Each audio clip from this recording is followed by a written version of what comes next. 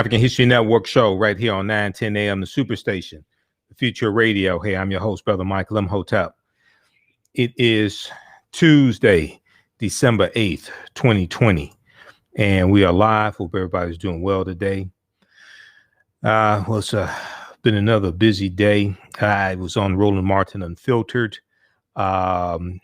today, 6 p.m. to 8 p.m. Eastern Standard Time. So tomorrow's show will share some excerpts of my appearance on Roland Martin Unfiltered. Usually I'm on Fridays, but there was a schedule change, so I was on today. All right, so on today's show, you know, when I was on Roland Show, we talked about what's going on in Georgia with the Senate race in Georgia. John Ossoff, Democrat, against Senator David Perdue, Republican, and Reverend Raphael Warnock against Senator Kelly Loeffler. Okay.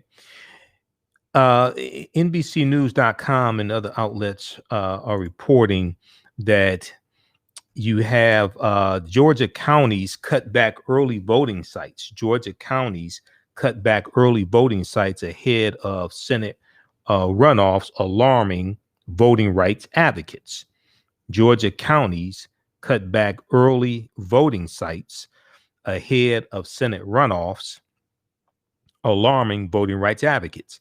Civil rights and voting rights groups warned that the reduction will particularly harm African American and Latino voters. Okay, so we'll talk about that. The voter suppression is rampant.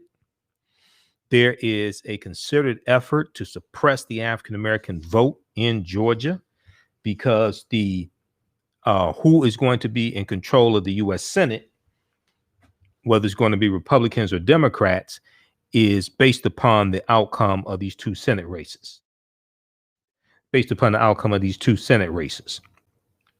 Then we see in Texas, Texas Attorney General Ken Paxton is suing four battleground states, Georgia, Michigan, Pennsylvania, and Wisconsin, whose election results handed the White House to President-elect Joe Biden. He's suing them, claiming that pandemic era changes to election procedures in those states violated federal law, and he's asking the U.S. Supreme Court to block the states from voting in the Electoral College, because the states vote December 14th. The Electoral College votes December 14th. Okay. The Electoral College votes on the first Monday following the second Wednesday in December. This is when the Electoral College votes. So you got this another crazy lawsuit. TexasTribune.org is reporting that. We'll talk a little bit about that. In coronavirus news, we see that the U.S. has surpassed 15 million reported coronavirus cases. U.S. tops 15 million cases after deadliest week yet. The nation has now surpassed 15 million cases and more than 285,000 deaths. So we'll give an update on what's going on with coronaviruses. And as I have said before, Donald Trump is spending more time trying to overturn the election results of a lawful election. He's spending more time trying to overturn the election results of a lawful election than he is trying to fight against coronavirus. Okay, so it makes absolutely no sense. Then we'll talk about Little Richard. December 5th was the birth date of one Richard Penniman. And we know we lost Little Richard earlier this year, May 9th, 2020. I posted some information, a little short bio about Little Richard on our Facebook fan page, The African History Network, The African History Network. And I went through and I was looking at some clips once again of him, just like I did when he passed away. So we'll share I came across an interview that he did back in, I think it was 19 I think it was 1990. Okay, I think it was 1990. This interview came out that he did. It was an emotional, and he was talking about the movie about his life starring Leon. Okay, so we'll share an excerpt and we'll talk a little bit about Little Richard, the architect of rock and roll. He's the real king of rock and roll. Okay, it wasn't Elvis Presley. All right, I know they like to push that myth. No, it wasn't Elvis Presley. It was Little Richard. Little Richard was the architect of rock and roll. He was the king of rock and roll, and oftentimes he does not get uh, the proper credit for that as well. They'll look at Elvis Presley and Little Richard. It talks about how they the record companies had white artists perform his songs and put out cover records of his songs. Tutti Frutti, Pat Boone recorded Tutti Frutti. It was horrible too. When Pat Boone did that, I mean, it sounded horrible. And the African American artists could not get their songs played on a lot of Southern radio stations because of white supremacy, racism, segregation, things like that. So you have white artists that record black people's music and they get played all across the country. They get invited on all the shows, things like this. They could go perform places where African Americans couldn't go. And we got locked out of a lot of locked out of a lot of that money. Okay. And Little Richard talks about this. And he gave some background information on the movie about his life. And he also talked about the fact that before that movie came out with Leon, Prince was trying to do a movie about Little Richard. Okay, which makes sense because you can tell Prince was inspired by Little Richard. I mean, you can just look and tell that. Right. And I'm a big Prince fan, but you can tell, you can see an influence. Okay, so we'll talk about Little Richard. Also, today is the birth date of Sammy Davis Jr. Okay, Sammy Davis Jr., Mr. Entertainment, well, one of the greatest entertainers of all time, the Candy Man, Sammy Davis Jr. Today is his birthday also. And I remember on the Cosby Show, when Sammy Davis Jr. was really sick, I remember on the Cosby Show, he appeared on the Cosby Show and Bill Cosby wore an SD button on his sweaters, on his shirt, things like this in honor of Sammy Davis when he was really sick before he passed away. Also, many people probably have heard by now today, we have some sad news. Wayne County Commissioner Jewel Ware passed away today of an apparent heart attack. WXYZ Channel 7 reported about this.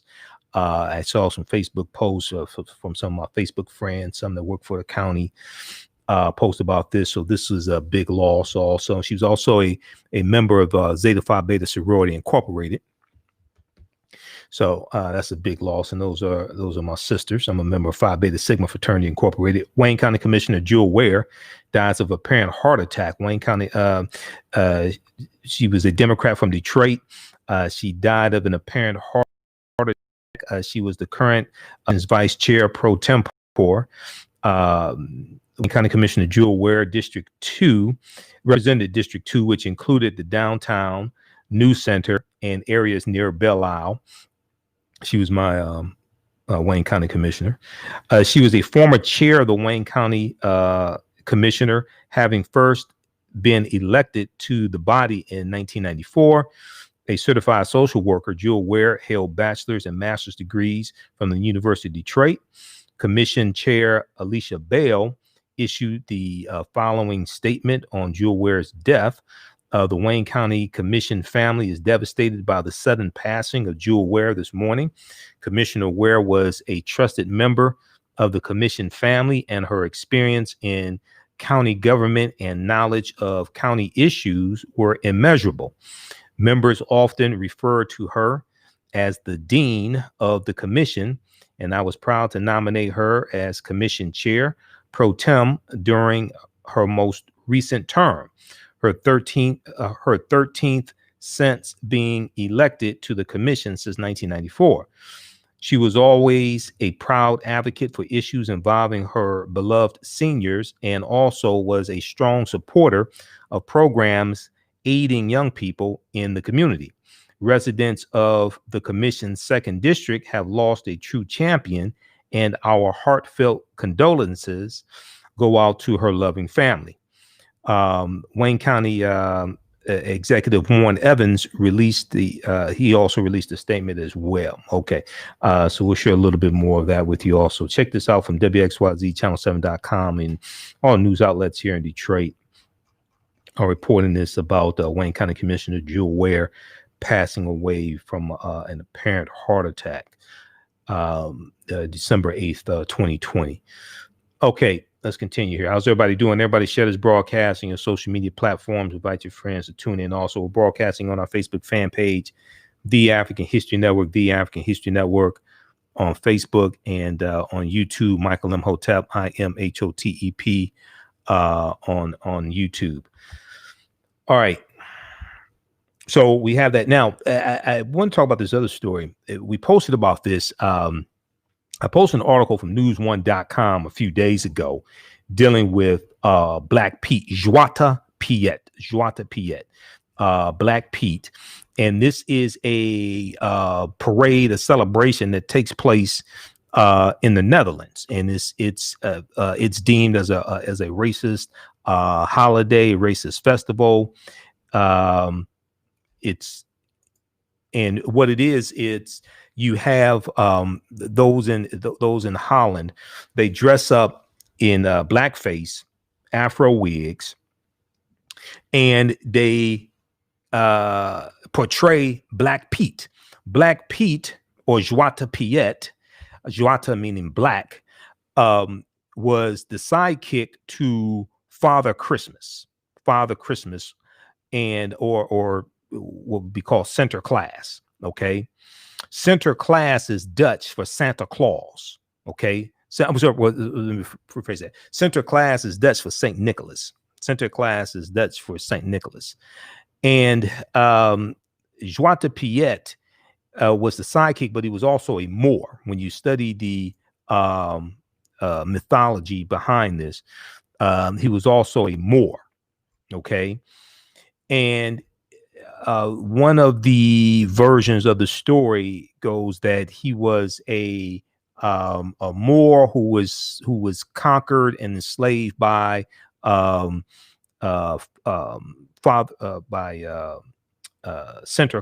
or Father Christmas.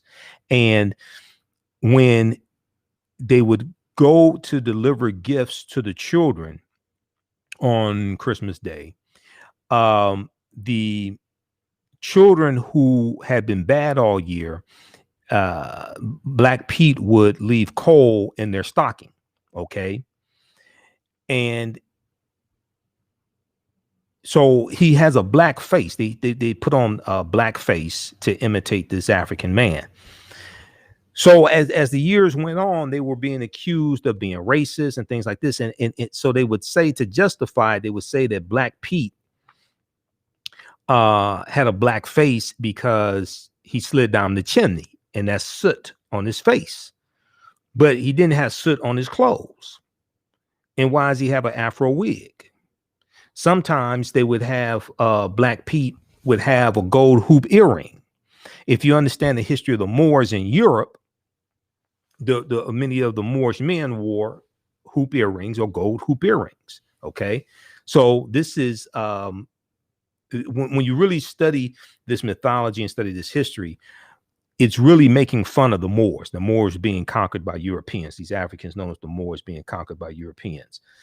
So news1.com as well as Al Jazeera have a piece dealing with this. Now this time each year, you'll see stories about this. I've been covering this for about the past 7, 8, maybe going back to probably about 2012.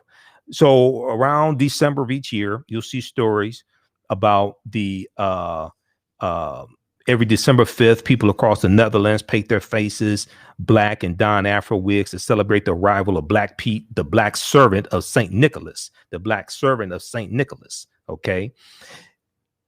So over time, over the past few years, more and more people have been speaking out and and more people are recognizing that it's racist and they need to stop doing it. Okay, so we'll talk some about that. Black Pete, is it time for the Netherlands blackface tradition? Is time up for the Netherlands blackface tradition? That's the article from Al Jazeera, and news1.com has one. Netherlands racist Black Pete tradition is apparently exempt to worldwide racial reckoning. Worldwide racial reckoning. All right. We're coming up here on the break. List to the African History Network show right here on 910 a.m. the Superstation, the Future Radio. I'm your host, Brother Michael M. Hotep. 313-778-7600. 313-778-7600 is the call-in number if you have a question or comment. Give us a call. We'll be back in a few minutes. St. Nicholas. All right, stand by, everybody. We'll be back in a couple minutes here. How's everybody doing? Everybody share this broadcast on your social media platforms. Invite your friends to tune in also.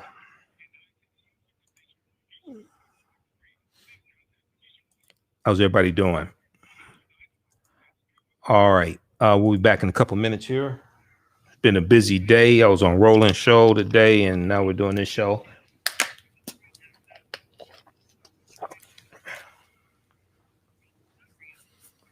All right. So hopefully everybody's staying safe.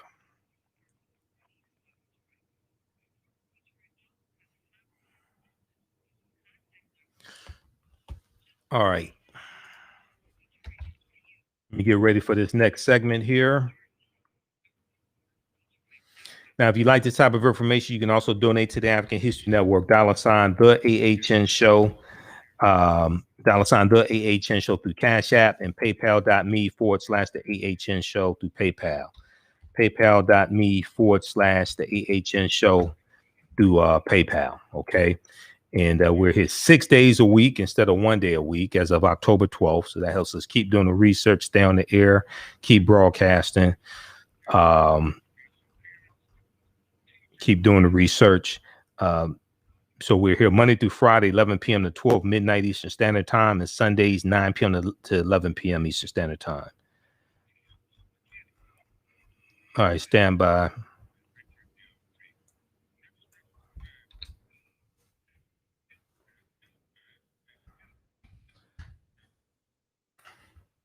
Okay, we've got Ronnie, SB. How you doing, SB?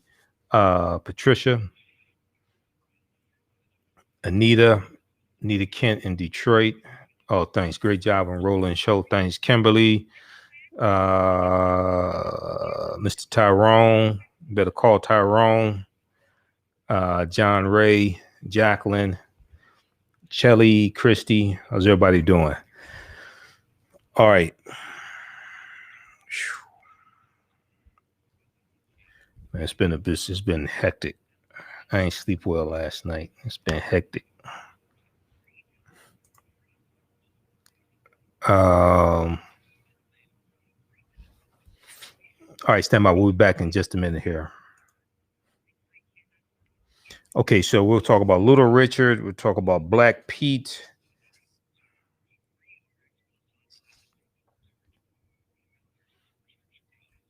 I'm going to do a separate broadcast also dealing with Black Pete. Welcome back to the African History Network show right here on 910 a.m. the Superstation, the Future Radio. Hey, I'm your host, Brother Michael M. Hotep. It is Tuesday, December 8th, 2020. And we are live. Hope everybody's doing well today. The calling number is 313-778-7600. 313-778-7600. It's a calling number if you have a question or comment. Now on the African History Network show, we focus on educating, empowering, and inspiring people of African descent throughout the diaspora and around the world, because right now it's corrects wrong behavior. What you do for yourself, what you do to yourself, and what you allow other people to do to you and get away with is based upon what you think about yourself. What you think about yourself is based upon what you have been taught about yourself. What you've been taught about yourself is based upon everything you know about yourself. So when you control the radius of a man's thoughts, you can control the circumference of his actions, because the mind can't do or teach what it doesn't know. Now, we deal with a number of different topics here on the African History Network show. We deal with current events and history and politics, education, economic empowerment, entrepreneurship, relationships, love, sex, health issues, and much, much more. Sign up for our email newsletter. Text the word Kemet, Kemet, the 22828. To sign up for our email newsletter, text the word Kemet, Kemet, the 22828. To sign up for our email newsletter. Also, visit our website, AfricanHistoryNetwork.com, AfricanHistoryNetwork.com. You can sign up for the email newsletter there as well. You can donate to the African History Network, $ the AHN Show through Cash App, $ the AHN Show through Cash App, or through PayPal, paypal.me/the AHN Show, paypal.me/the AHN Show. Okay, so that helps us to stay on the air. We're here 6 days a week instead of 1 day a week. Okay, as of October 12th, we're here Monday through Friday, 11 p.m. to 12 midnight Eastern Standard Time.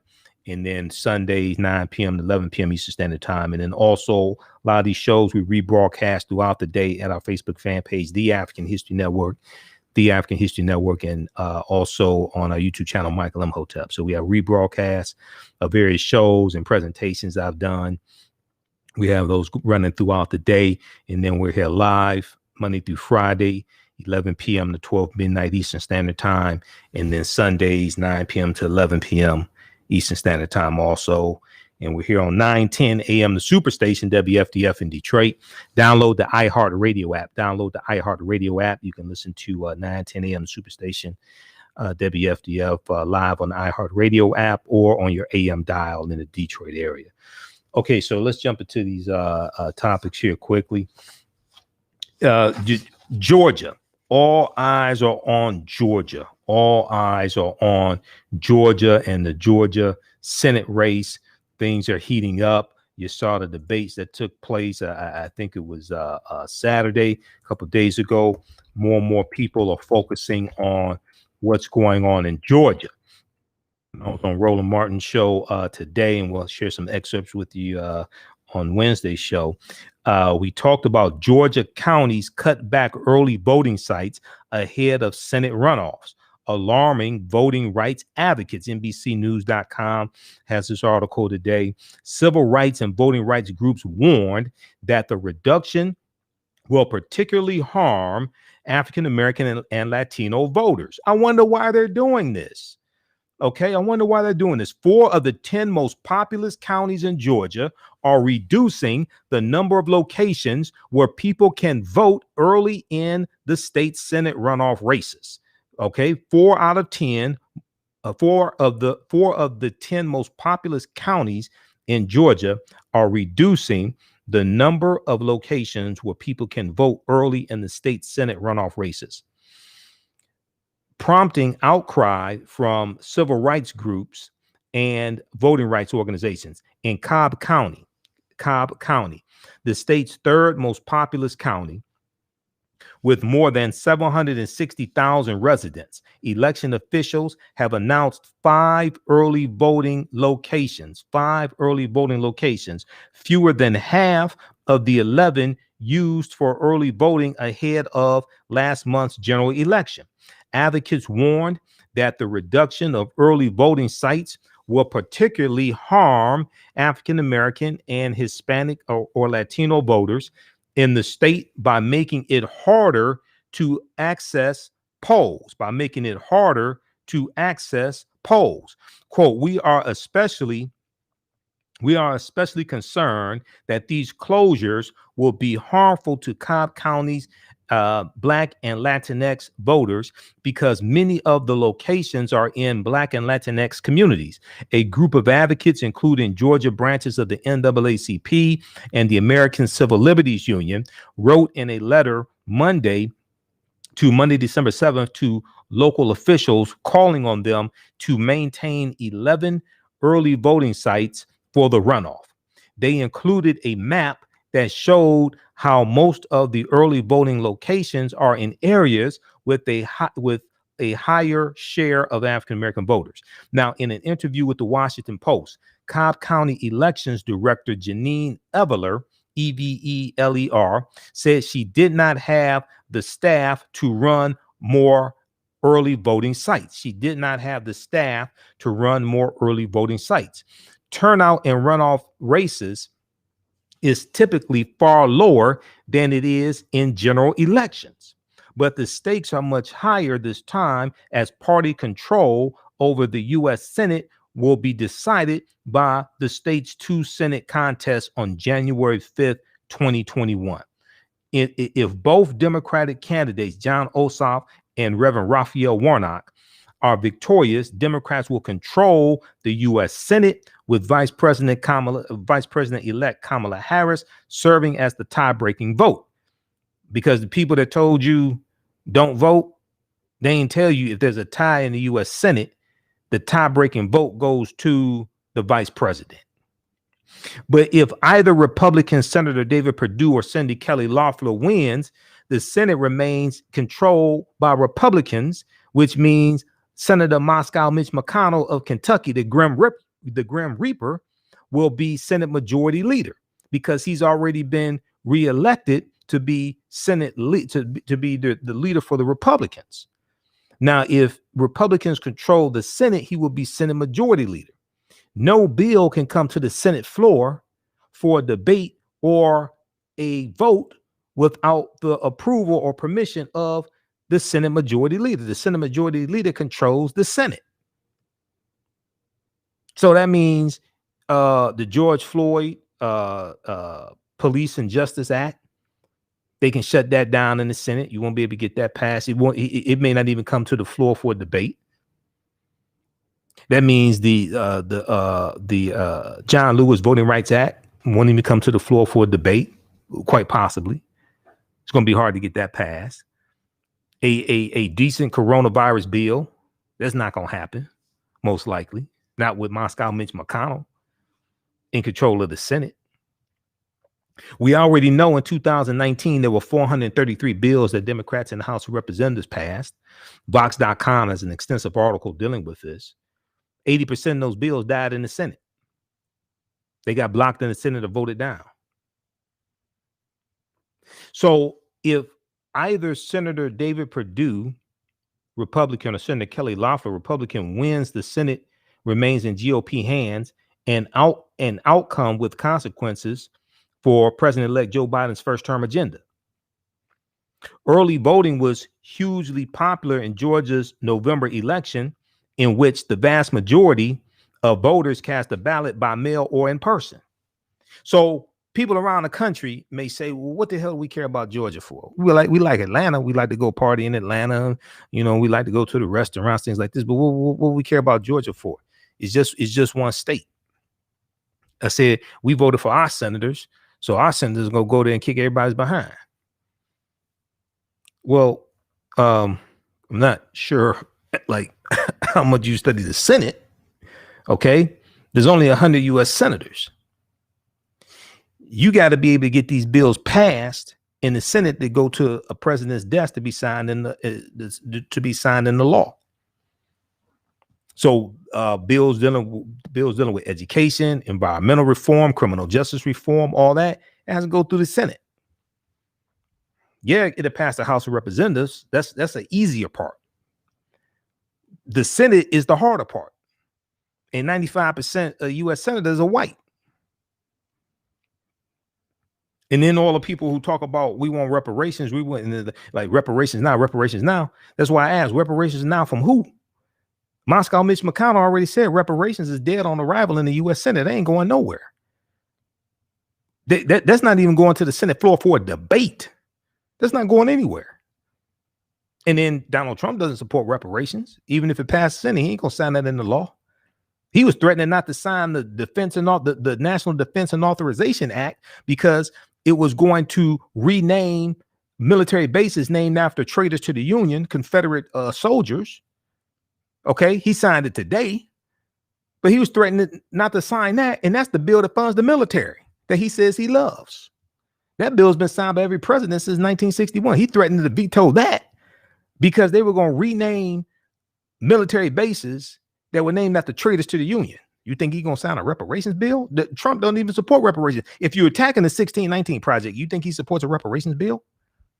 This is why I asked, reparations now from who? That's not even logical. So let's go to the phone lines. Let's go to Clarence, line 1. Clarence, welcome to the African History Network show. Thanks for holding. Tell us where you're calling from, Clarence. Yeah, Detroit. Detroit. All right, go ahead. Yeah. Yeah, look what I was going to say. Congress has the power to remove Trump out of office. What I think they should do is they should remove him, but with cause. You said Congress. Hold on, I want to make sure I understand what you said before you could do. You said Congress has the power to remove Trump from office. Yes. You talking about impeachment? I found that out. You talking about impeachment? No, I'm not talking about impeachment. I'm talking about now. I did some research to find out they can remove him because number one, the votes have been enough votes have been certified for Biden and Harris. What they can do, what Congress can do, but with cause, they can say, look, Mr. Trump, you're not mentally stable right now. You're not running the country. This virus is killing millions of people. You're not giving the people no stimulus package. The economy is going bad. You're not running the country. What is that called? What is that called? Excuse me. What is that called? What is are you talking about the 25th Amendment? Oh no, I don't know about any amendments. That's part of the U.S. Constitution. What I'm saying is because we got people listening all across the country. So like when information goes out, I got to make sure it's accurate. What law are you citing? Because based upon the U.S. Constitution, he's in office until noon, January 20th of the next year. So what law are you citing that Congress can remove him from office besides the impeachment process, which is part of the U.S. Constitution? Okay, I don't know. That's what I'm saying. I didn't look up any laws.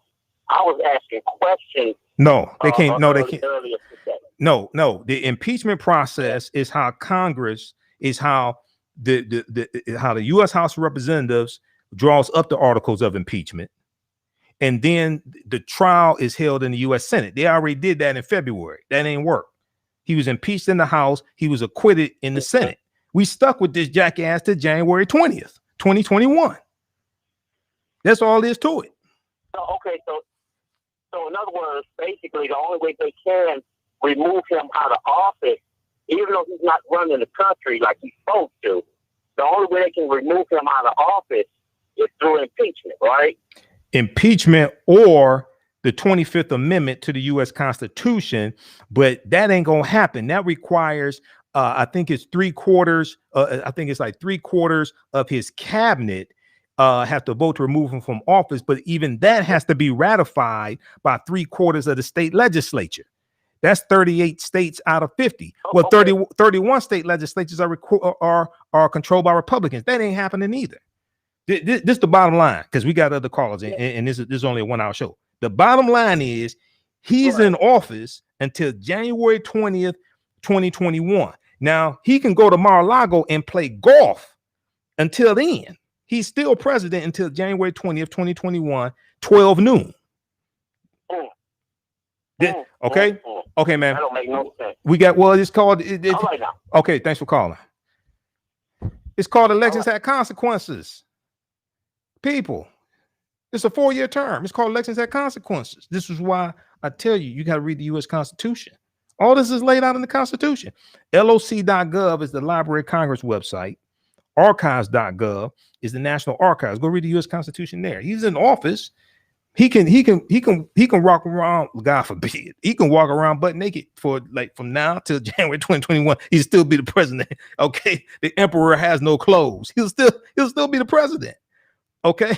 Now they could try to implement the 25th Amendment, but you need 3/4 of the state legislatures to ratify that, just like the ratification process of an amendment. That ain't happening.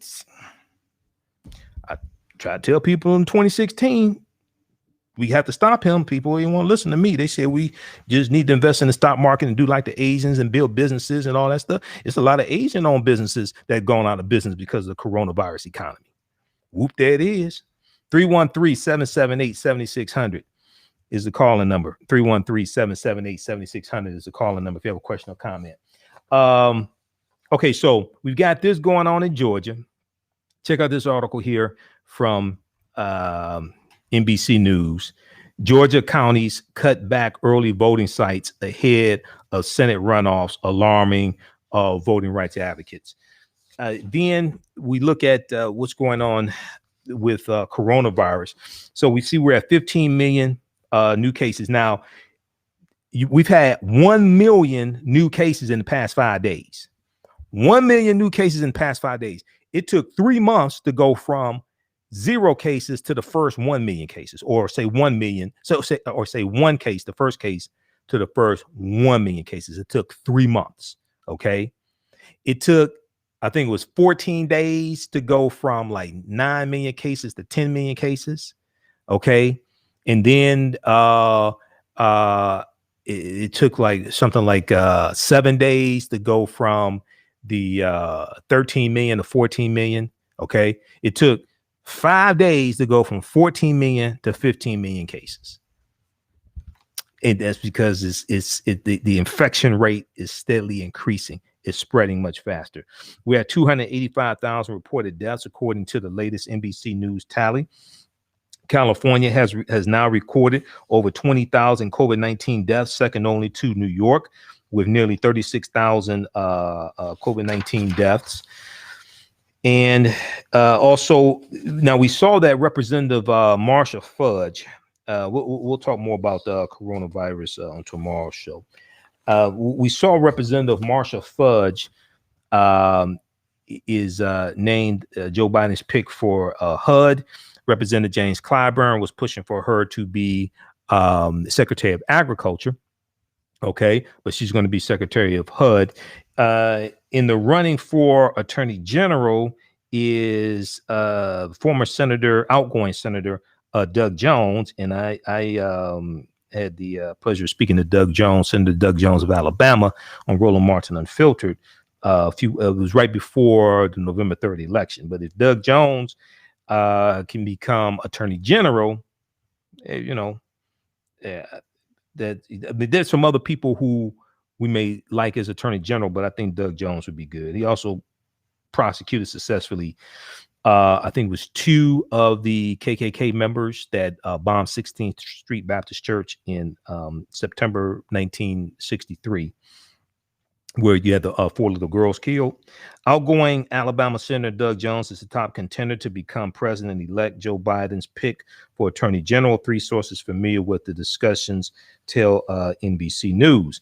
Other names on the short list include appeals court judge Merrick Garland, which may not happen because then he would have to be replaced on the appeals court, which means you have to get the replacement would be a presidential nomination. You have to get that approved in the Senate. It had to be voted on in the Senate. If Republicans stay in control of the Senate, McConnell controls that. McConnell can just block. McConnell could just block Biden's nominations to the federal bench, just like McConnell blocked President Obama's nominations to the federal bench after Republicans won control of the U.S. Senate in the 2014 midterm election. Okay, so when Trump became president through the Electoral College and took the oath of office January 20th, 2017, there were 105 vacancies on the federal bench because McConnell was blocking President Obama's nominations, including an African-American woman named Myra Selby, who President Obama nominated in 2016 to be a federal judge on the Seventh Circuit Court of Appeals, federal judge in the Seventh Circuit Court of Appeals. Okay. They blocked Myra Selby, didn't even give her a hearing. When Trump becomes president, they put Amy Coney Barrett in the Seventh Circuit Court of Appeals. That judgeship was supposed to go to an African-American woman and went to Amy Coney Barrett. And then they just confirmed Amy Coney Barrett a couple months ago to be U.S. Supreme Court Justice. All right. So these people playing hardball. We up here playing wiffle ball. Don't understand. They're playing for keeps. They're playing the long game. All right. So Little Richard was born December 5th, 1932. We posted some information about Little Richard. December 5th was his birthday. We know he passed away May 9th, 2020. He was an influential figure in popular music and culture for 7 decades. I'm going to go to that clip that I sent you, Shakita, in just a minute here, just queued up at the 45-second mark, I think it is. Nicknamed the Innovator, the Originator, and the Architect of Rock and Roll, Little Richard's most celebrated work dates from the mid-1950s, when his charismatic showmanship and dynamic music, characterized by frenetic piano playing, pounding backbeat, and raspy shouted vocals, laid the foundation for rock and roll. Little Richard's innovative, emotive vocalizations and up-tempo rhythmic music also played a key role in the formation of other popular music genres, including soul and funk. He influenced numerous singers and musicians across musical genres, from rock to hip hop. His music helped shape rhythm and blues for generations. And you know, some of his biggest hits, we all remember Tutti Frutti, Long Tall Sally, Good Golly Miss Molly. So I mean, Little Richard was he was the real king of rock and roll, the architect of rock and roll. Also, December 6, 1946. December 6 was the 74th birthday of Frankie Beverly and Mays, singer, musician, songwriter, and producer, known primarily for his recordings with the soul and funk band Mays. Frankie Beverly formed Mays, originally called Raw Soul, in his hometown of Philadelphia in 1970, after a relocation to San Francisco and an introduction to Marvin Gaye. Mays went on to release 9 gold albums and create a large and devoted following. Frankie Beverly is the band's writer, producer, and lead singer. He is known for his distinctive, smooth baritone voice and charismatic stage presence. And this information comes courtesy of Soul TV, as well as Soul TV, as well as the National R&B Music Society, Inc. All right. We're going to go to this clip here in just a second here. So this was back in I think this was year 2000. This is from, February 18th, 2000. Little Richard was interviewed on the Donnie and Marie talk show, Donnie Marie Osmond. Now, some people not familiar with Donnie Marie, I guess millennials or younger people, they may say, "Oh, Donnie Marie, how long were they married?" You know, they're the brother and sister. Okay, Donnie Marie, you know, you gotta go back to the 70s. Okay, but anyway, they had a talk show. Some people may not even remember. Okay, they had a talk show. But February 8th, 2020, Little Richard was a guest on the Donnie Marie talk show, and he talked about the TV movie made about his life, starring Leon as Little Richard. And he talked about his abusive father as well, that was depicted in the film. He also talks about how Prince wanted to make a movie about Little Richard as well. Okay, so this is an emotional interview. Let's go to this clip here, Shakita.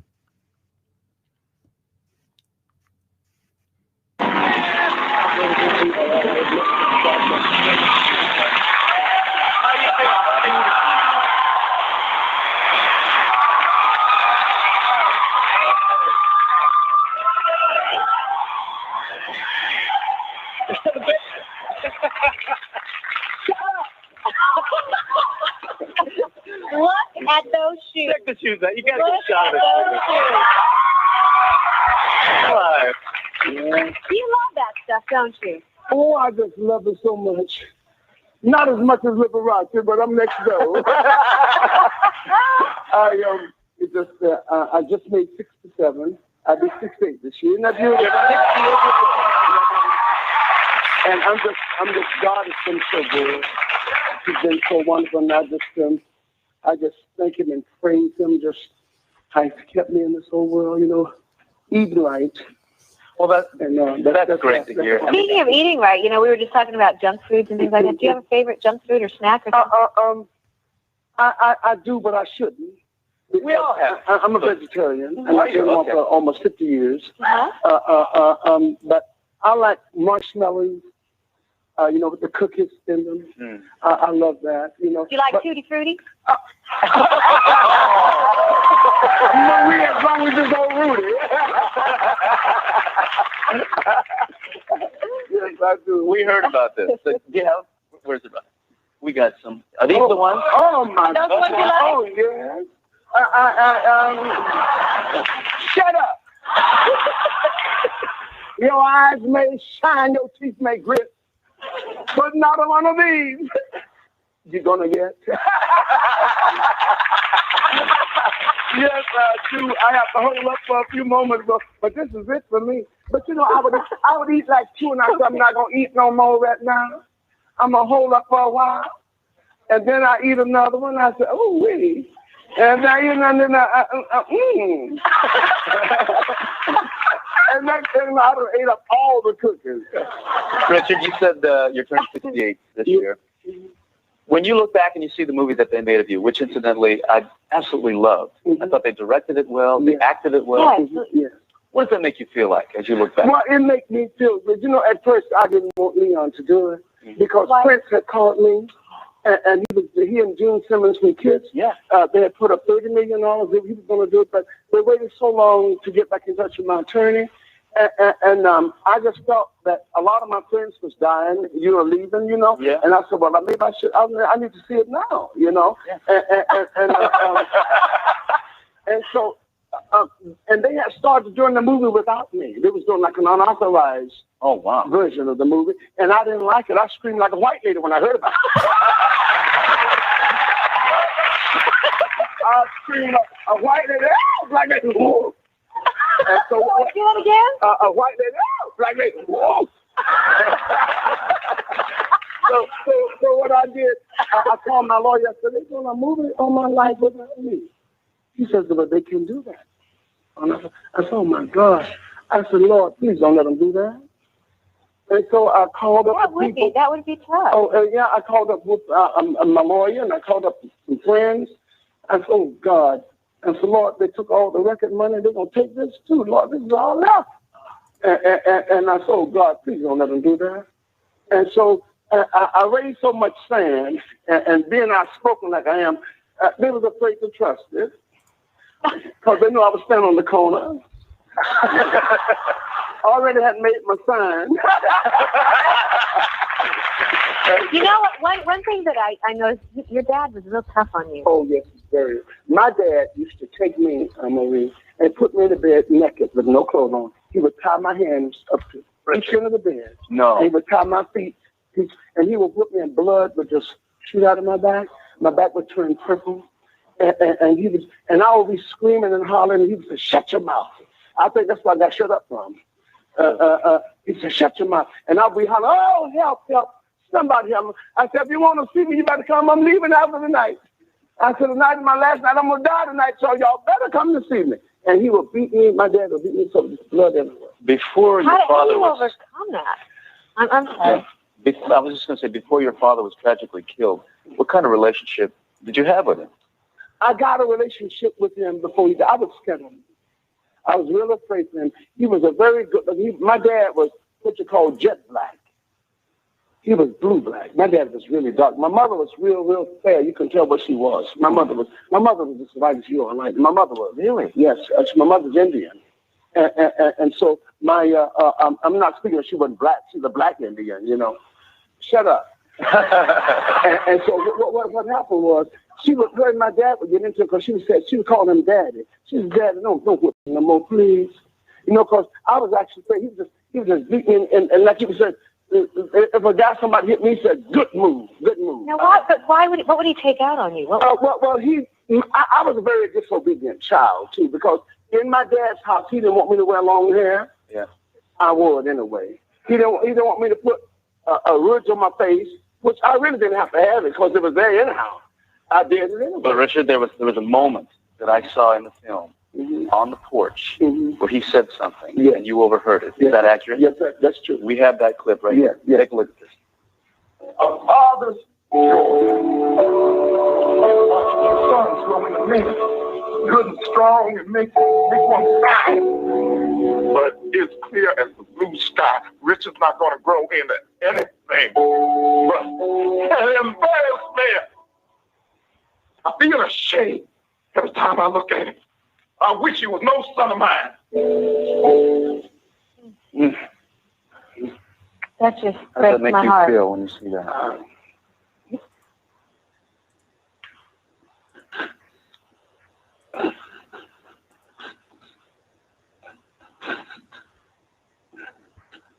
It hurts, doesn't it? Is it painful to relive those experiences? It bothers me sometimes. But look what you have done with your life. It's phenomenal. You are.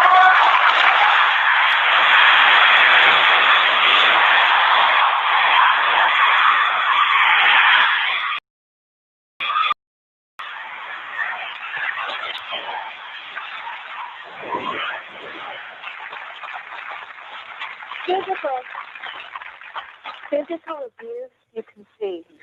Mental abuse is something that's buried in you for your whole life. Yes. And you have broken that cycle. And that's because you're a good person. Yes. All right, pause it right there, Shakita. Do you believe that? What happened is Pause it right there, Shakita. my dad. Okay, check that out. The rest of it on YouTube. He also does a performance afterwards. Emotional Little Richard interview on the Donnie and Marie talk show. That's from February 18th, 2020. We're out of time here. We're going to continue this discussion on our social media platforms. So those watching us right now on Facebook and YouTube, the African History Network on Facebook, and Michael Imhotep on YouTube. Keep watching because we're going to keep broadcasting. We do an hour here on 910 a.m. the Superstation, and then the rest of the time I control that. We're going to talk about Black Pete in the Netherlands. Is time up for Black Pete, this racist tradition that dishonors the Moors, and Black Pete was the African sidekick to Sinterklaas. Sinterklaas is a Dutch word which means Saint Nicholas. And we know Saint Nicholas was a 3rd and 4th century priest, became a bishop, and he was actually of African descent also when you study Saint Nicholas. You can, if you like this type of information, you can donate to the African History Network, $ the AHN Show through Cash App, $ the AHN Show through Cash App. Also through PayPal, paypal.me/the AHN Show, or at our website, AfricanHistoryNetwork.com. All of my DVD lectures and digital downloads are at our website, AfricanHistoryNetwork.com also. All right, remember, right now, let's correct wrong behavior. It's not over till we win. Wakanda forever. We'll talk to you Wednesday night. Peace. All right. Okay. Stand by. Let me disconnect this call to the radio station. Okay. All right. Let's continue here. Okay. African American business owners, post the name of your business here on the thread of the broadcast, and we'll let you know how you can advertise with the African History Network. Email us at customerservice@AfricanHistoryNetwork.com. Customerservice@AfricanHistoryNetwork.com. Also, okay, and we'll let you know how you can advertise with the African History Network. We created a 30-second to 60-second commercial for you, video commercial. It'll re-air when we re-air these when we rebroadcast these shows on our social media platforms. It will re-air there, and you see our shows rebroadcasting all throughout the day on our Facebook fan page, The African History Network, and on our YouTube channel also. Okay, so when we look at, let's do a quick update here from the Washington Post on coronavirus. Look at the live updates.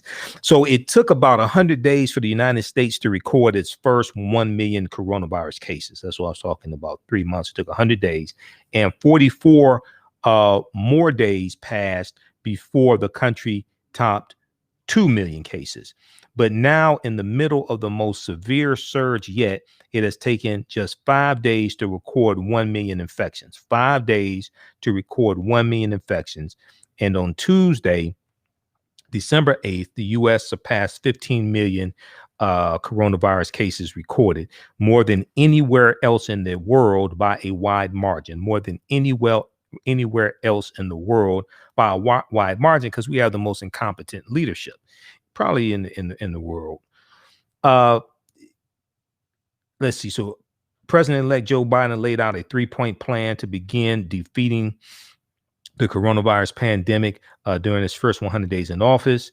We also see the FDA has confirmed the safety and efficacy of Pfizer's coronavirus vaccine candidate.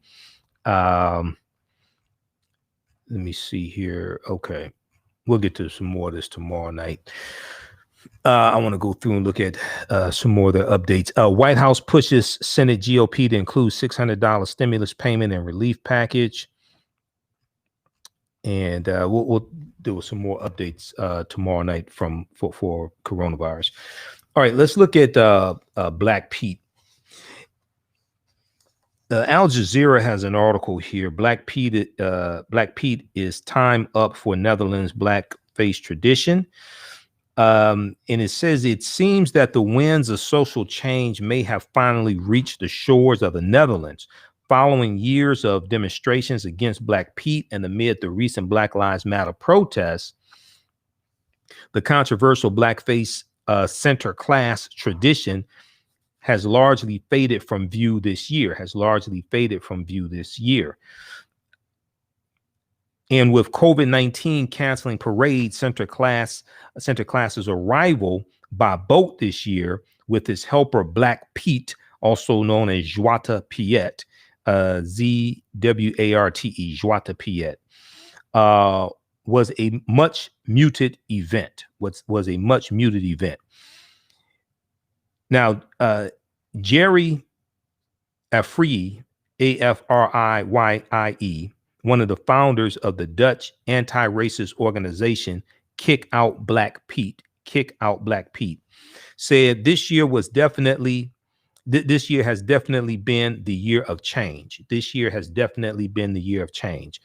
We used to be called terrorists. We are now mainstream. The fight today is about whether the change is going to be done right. The fight today is about whether the change is going to be done right. Now, Black Pete, or Zwarte Piet, as he is known in the Netherlands, is a holiday tradition dating back to the 19th century that depicts a helper of St. Nicholas dressed in blackface with an afro wig, large red lips, and golden hoop earrings. Golden hoop earrings. Many see Black Pete as a racist symbol, hearkening back to the minstrel shows in the United States and the Netherlands' participation in the slave trade. After the death of George Floyd in the U.S., a moment which prompted a global anti-racist movement, Prime Minister Mark Rutte, R-U-T-T-E, who himself has defended Black Pete and dressed in blackface, said, quote, "I expect in a few years there will be no more Black Petes," as he acknowledged systemic problems with racism in Holland. Now, Jerry Afriyie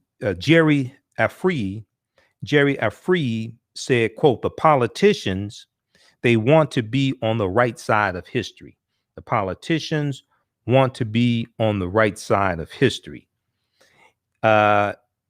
He went on to add that officials are now contacting him and others in the movement. Quote, "I welcome that the Prime Minister has finally come to the conclusion that we have a racism problem. We have a racism problem in the Netherlands, but it has been years, and he has not taken a stand, and that has been dangerous. It has been years, and he has not taken a stand, and that has been dangerous. Now, according to recent polls, national support for Black Pete is diminishing, particularly in large cities where Black Pete appears in multicolors, or as Chimney Pete with dark smudges on his face, a compromised narrative that envisions center class's helper as covered in soot because he came down the chimney. Okay. A compromised narrative that envisions center class's helper as covered in soot because he came down the chimney. All right. Now, let me turn on the screen share here, and we're going to show you some images of Black Pete and this parade, this festival that takes place in the Netherlands. And this ties into the history of the Africans known as the Moors. This ties into the history of the Moors in Europe, and the Moors being conquered. Let's see, they have a bunch of pictures here. I'm looking at the one from news1.com. They have a gallery of pictures here from the festival. Let me see if we can pull this up here. How's everybody doing? Stand by. Everybody share this broadcast on your social media platforms. Let's look at this here. Let's look at the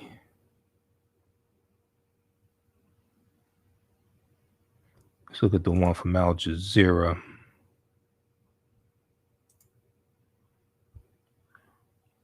Just a second, let me turn on the screen share and you can see this. So this takes place every year in like December, early December.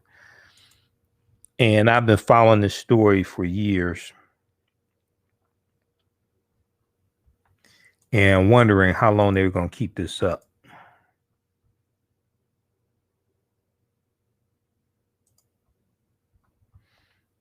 All right. So this is the article from Al Jazeera.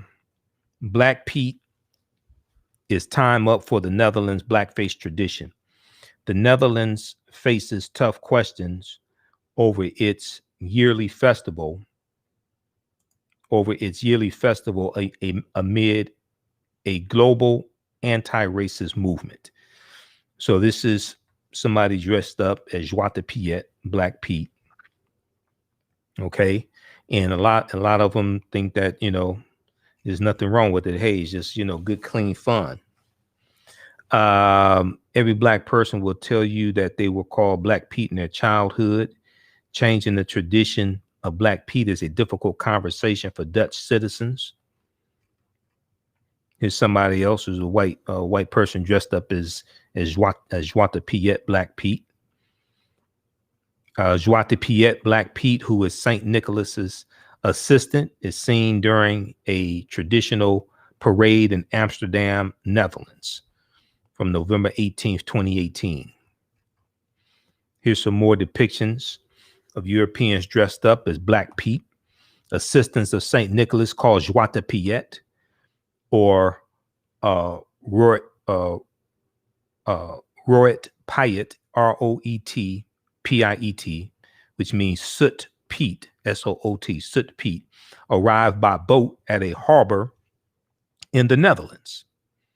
Okay, so this is just good. Hey, this is our tradition. This is just good, clean fun. No, he's Black because he slid down the chimney. That's soot on his face. We're not making fun of African people.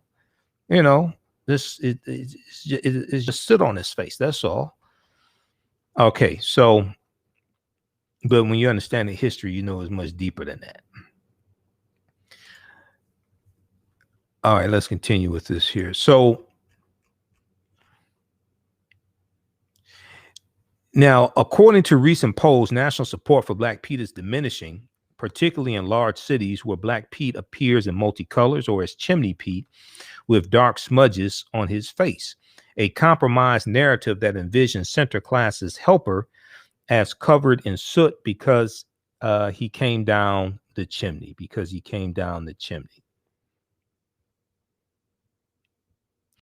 Now, Mirko Benschop, Myrcobenschop, a Black student who works part-time in a shop in Amsterdam Southeast, a largely Black and immigrant neighborhood, hates being asked if any Black Pete items are being sold this year. Hates being asked if any Black Pete items are being sold this year. He said, I said I'm on the fence on the matter, first because the argument of it's our Dutch culture is so ingrained in me. Quote, it's not hard to come up with an alternative for Black Pete. You know, if you can convince a child that center class exists, you can also convince him Pete took a shower and is no longer Black. If you can convince it, now center class is the Dutch, in Dutch, center class means Saint Nicholas. Okay.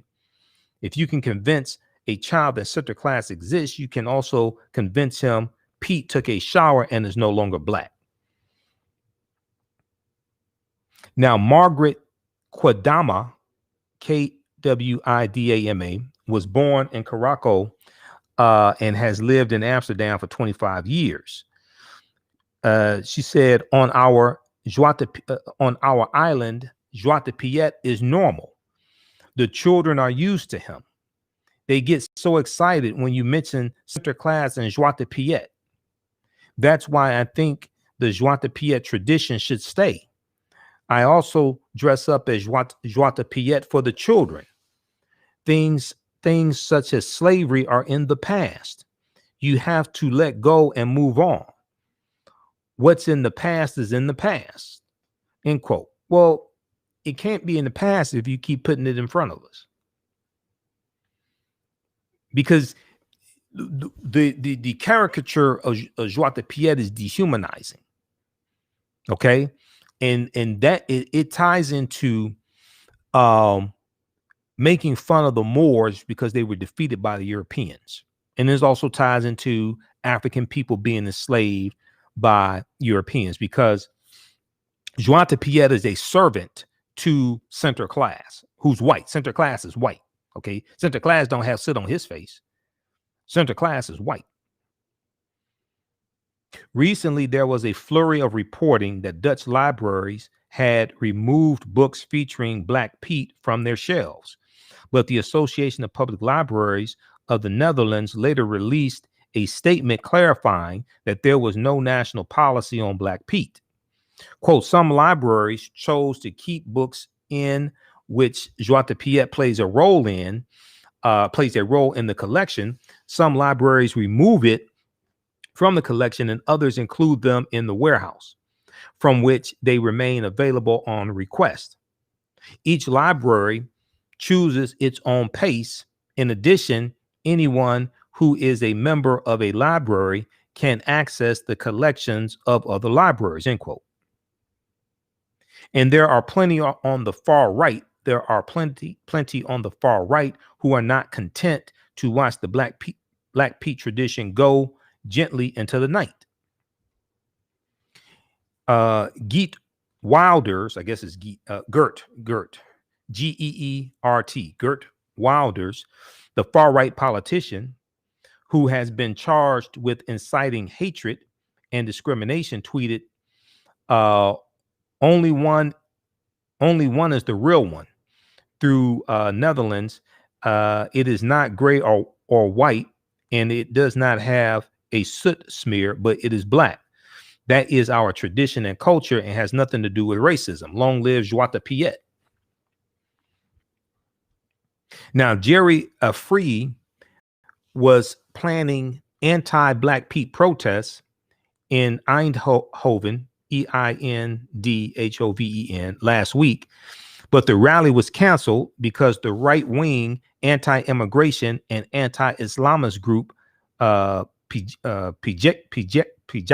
or Pegida, Pegida, also sought a license to demonstrate in support of Black Pete.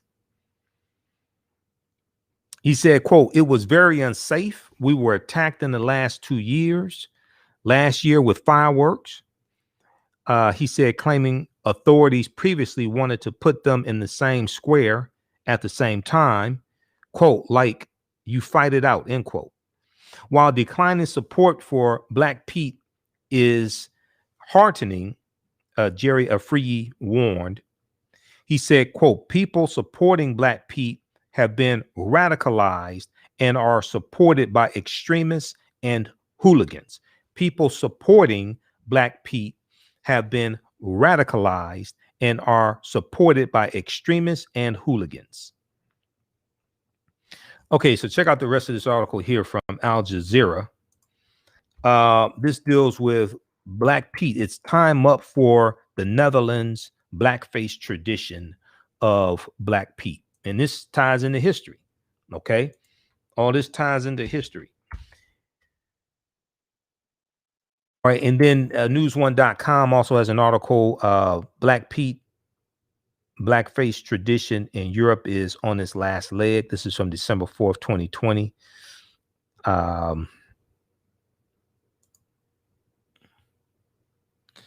According to the Dutch tradition, Black Pete, not Santa, is the one who actually crawls down chimneys to deliver gifts to children. Pete's blackness comes from all the soot in those chimneys. However, instead of smearing their faces and clothes with soot, Black Pete performers typically wear full blackface, afro wigs, and often large red lips. Wonder what that's about.